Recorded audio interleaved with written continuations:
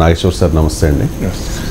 First time Revanth Reddy చాలా ఘాటుగా react అయ్యారు. ఈ మధ్యకాలంలో ఈ ప్రభుత్వం ఉంటుందా ఊడుతుందా 6 నెలల్లో ఏదో జరగబోతోంది అని చెప్పి పదే పదే బీఆర్ఎస్ ఎమ్మెల్యేలు కామెంట్ చేసిన తర్వాత నిన్న చాలా అగ్రెసివ్గా రియాక్ట్ అయ్యారు రేవంత్ రెడ్డి. ప్రభుత్వాన్ని ఎలా పడగొడతారు, ఇది ప్రజాప్రభుత్వం, పడగొట్టడానికి ఇది కాళేశ్వరం కాదు, ఎవడ్రా ప్రభుత్వాన్ని పడగొట్టేది, పండబెట్టి తొక్కుతామని చెప్పేసి. సో రేవంత్ రెడ్డి ఆవేదననో లేకపోతే అసహనాన్నో ఏ రకంగా ఆగ్రహాన్నో ఏ రకంగా అర్థం చేసుకోవాలి? అంటే ఏ రాజకీయ పార్టీ అయినా తమ ప్రభుత్వాన్ని పడగొడతా అంటే ఊరుకుంటుందా? సో సహజం కదా. ఎందుకంటే ప్రజలు 5 ఏళ్ల కోసం అధికారం ఇచ్చారు. 5 ఏళ్ల దాకా ప్రత్యర్థి లాగాల్సిందే. అది ఎన్నికల్లో democracy spirit of the democracy.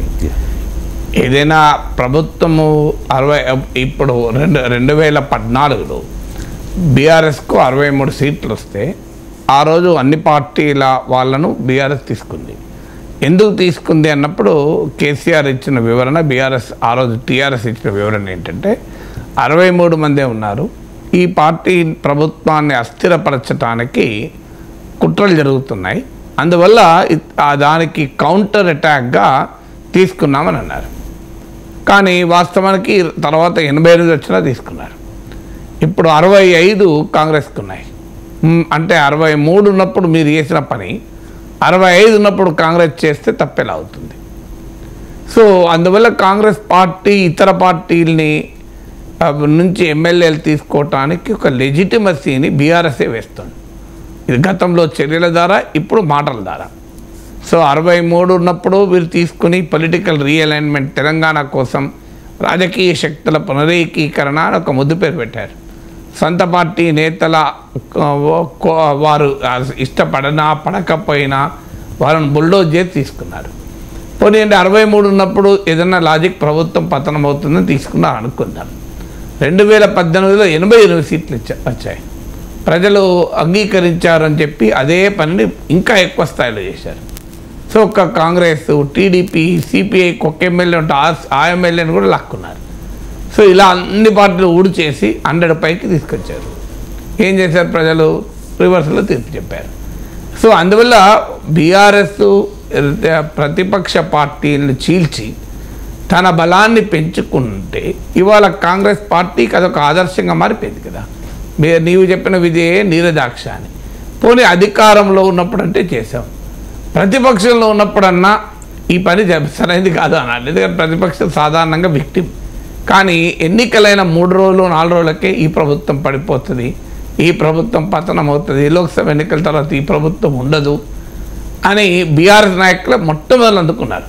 వేరే వాళ్ళు ఎవరు అందుకున్నారు? ఈవెన్ బీజేపీకి కూడా ఆ మాటలే. అంటే దేశవ్యాప్తంగా ప్రభుత్వాలు పడగొట్టడంలో పిహెచ్డి కాదు పోస్ట్ డాక్టోరల్ పట్టాలు తీసుకున్న పార్టీ బీజేపీ. ఆ పార్టీ కూడా అనలేదు వాస్తవంగా ఇంకా బండి సంజయ్ కేసీఆర్ పడగొట్టాలని చూస్తున్నాడు అన్నారు. సో అవి ప్రతిపక్షంలో ఉండి కూడా అధికారంలో వచ్చిన పార్టీని ప్రభుత్వం పతనమవుతుంది అని జోస్యాలు చెప్తే సహజంగా అది 2వసారి మళ్ళీ లెజిటిమసీ ఇచ్చారు. అంటే బీఆర్ఎస్ వ్యతిరేక ఆపరేషన్ను కాంగ్రెస్ జరపటానికి 2వ చట్టబద్ధత, న్యాయబద్ధత ఇచ్చారు. ఇక అక్కడి కాకుండా ఎవరో పోనీ కడియం శ్రీ అన్నాడు, ఇంకోరన్నారు, వాళ్ళ తర్వాత మేము మా వాటలు వక్రీకరించారన్నారు. అంటే త్వరలోనే కేసీఆర్ మళ్ళీ ముఖ్యమంత్రిగా వస్తారని కేటీఆర్ అన్నారు. 39 మంది ఎమ్మెల్యేలు ఉన్న వాళ్ళు మా నాయకుడు ముఖ్యమంత్రి అవుతారు అని అంటుంటే 65 మంది ఎమ్మెల్యేలు ముఖ్యమంత్రిగా ఉన్నవాళ్ళు తమ సీట్ కాపాడుకోరా? వాళ్ళు ఏం చేయాలి? అవును తీసుకోబోయి మీ కొరకే వెయిటింగు అని అంటారా? సో అందువల్ల అక్కడ మళ్ళీ ఒక 3వసారి లెజిటిమసీ ఇచ్చారు. 3వసారి మళ్ళీ లెజిటిమసీ ఇచ్చారు. సో 3వసారి కూడా మీరు మా కేసీఆర్ ముఖ్యమంత్రి ఎలా అవుతాడు? ఎన్నికలు ఇప్పుడు లేవు. ఎన్నికలు ఇప్పుడు లేనప్పుడు ముఖ్యమంత్రి అవడానికి ఆస్కారమే లేదు. ఎలా అవుతాడు అంటే కాంగ్రెస్ ఎమ్మెల్యేలో కొంతమంది వస్తేనే అవుతారు. మరి బీఆర్ఎస్ ఎందుకు ఈ మాట అంటుందో తెలియదు. లోక్సభ ఎన్నికలు ఉన్నాయి కనుక కాంగ్రెస్ ప్రభుత్వం అస్థిరము, కాంగ్రెస్ ప్రభుత్వం అశాశ్వతము అనే భావన పంపి లబ్ధి పొందామని అంటుందా? లేదా నిజంగానే కాంగ్రెస్ పార్టీలో ఒక సెక్షన్ను లాక్కొని మళ్ళీ అధికారంలోకి రావాలని అనుకుంటుందా? లేదా ఎక్కడ తమను అటాక్ చేస్తారో కాంగ్రెస్ అని ముందస్తుగానే జాగ్రత్త పడి మాట్లాడుతుందో తెలియదు. కానీ ఈ మాటలు అనడం ద్వారా భవిష్యత్తులో కాంగ్రెస్ చేయబోయే ఆపరేషన్కు ఒక రకమైన చట్టబద్ధత ఉన్నా లేకపోయినా ధర్మబద్ధతను అయితే తీసుకొస్తున్నారు. అందువల్ల ఇవాళ రేవంత్ రెడ్డి మా ఇంద్రవెల్లి సాక్షిగా ఈ ప్రభుత్వం ఎలా కూలిపోతుంది అనేది కాదు, చూస్తూ ఊరుకుంటారా అన్నారు. అంటే ప్రజలు ఊరుకుంటారా అన్నాడు. అది మా ఆదిలాబాదు ఈ ప్రాంతాల్లో మావోయిస్ట్ పార్టీ గతంలో పీపుల్స్ వారు ఉన్న సమయంలో ఎవరైనా ఉంటే ప్రజలు వారి సంగతి తేలుస్తారని పోస్టర్లు ఇచ్చేవాళ్ళు. అంటే మాకు సంబంధం లేదు, ప్రజలు తేలుస్తారు అని. సో అందువల్ల ప్రజలు తేల్చడం అనేది ఉండదు, తేల్చేది కాంగ్రెస్ పార్టీ తేల్చాలి. గతంలో ఒక ఇంటర్వ్యూలో కూడా రేవంత్ రెడ్డి ఒక మాట కూడా అన్నాడు, గేమ్ మేము మొదలు పెడితే అది ఎక్కడి దాకైనా పోతుంది అని. అందువల్ల ఒక రకమైన సెల్ఫ్ డిస్ట్రక్టివ్ స్ట్రాటజీ బీఆర్ఎస్ అనుసరిస్తుంది. బీఆర్ఎస్ చేయాల్సిన పని ఏంటంటే ఈ ప్రభుత్వం ఉండదా అన్నదాంతో సంబంధం లేదు.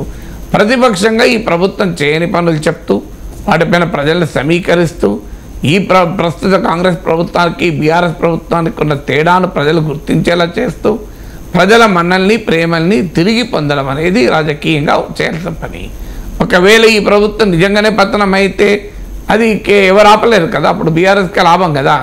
ఆ పని మీరు 5 ఏళ్ల పాటు ఉండాలి, మీరు 5 ఏళ్ళు అధికారంలో ఉండి మీరు ఇచ్చిన హామీలు ప్రజలకు అమలు చేయాలని చెప్పాల్సింది పోయి పొద్దున వచ్చిన మొదటి రోజు నుంచి ఇది ఉండదు, ఇది ఎక్కువ రోజులు ఉండదు అంటే ఇక అధికారంలో ఉన్నోడు ఏం మాట్లాడాలి, ప్రతిపక్షంలో ఉన్నోళ్ళు ఇట్లా మాట్లాడితే. సార్